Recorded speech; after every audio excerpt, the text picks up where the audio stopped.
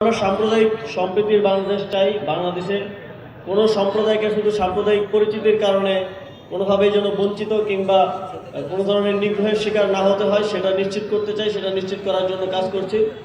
তবে বাংলাদেশের সার্বভৌমত্ব স্বাধীনতার উপর কোনো প্রকার হস্তক্ষেপ, কোনো প্রকার আঘাত আসে এবং রাষ্ট্রের প্রতি অবমাননা হয়, রাষ্ট্রদ্রোহের মতো ঘটনা ঘটলে সেক্ষেত্রে সরকার অবশ্যই কঠোর ব্যবস্থা নেবে।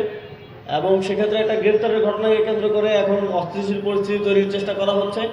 আমরা স্পষ্টভাবে বলতে চাই, কেউ যদি রাষ্ট্রদ্রোহের মতো ঘটনায় যুক্ত থাকে, সে যেই হোক, যত বড় নেতাই হোক, তাকে কোনো প্রকার ছাড় দেওয়া হবে না। এবং এক্ষেত্রে এটা সম্প্রদায় বিবেচনায় নয়, এটা রাষ্ট্রের বিবেচনায়, রাষ্ট্রের নিরাপত্তা বিবেচনায় আইনশৃঙ্খলা বাহিনী এই ব্যবস্থা গ্রহণ করবে সামনের দিকে। আমরা বিকল্প ব্যবস্থা যতক্ষণ পর্যন্ত তৈরি না হয় ততক্ষণ পর্যন্ত আপনারা জানেন অনেকগুলো নাগরিক সেবা দেওয়ার প্রয়োজন হয়, সেজন্য এই কাঠামোগুলো এখনও রয়েছে। আমরা অতি দ্রুত এই বিকল্প ব্যবস্থা তৈরির মাধ্যমে ইউনিয়ন পরিষদগুলোর ব্যাপারেও সিদ্ধান্ত গ্রহণ করব। ধন্যবাদ। আপনারা তো দেখতেই পাচ্ছেন যে বিভিন্ন গোষ্ঠী, বিভিন্ন গ্রুপকে উস্কে দিয়ে হামলা, তারপর সংঘর্ষের মতো ঘটনা গতকালকে আপনারা দেখেছেন। সকালে কিভাবে বিভিন্ন জায়গা থেকে, প্রান্তিক পর্যায় থেকে জনগণকে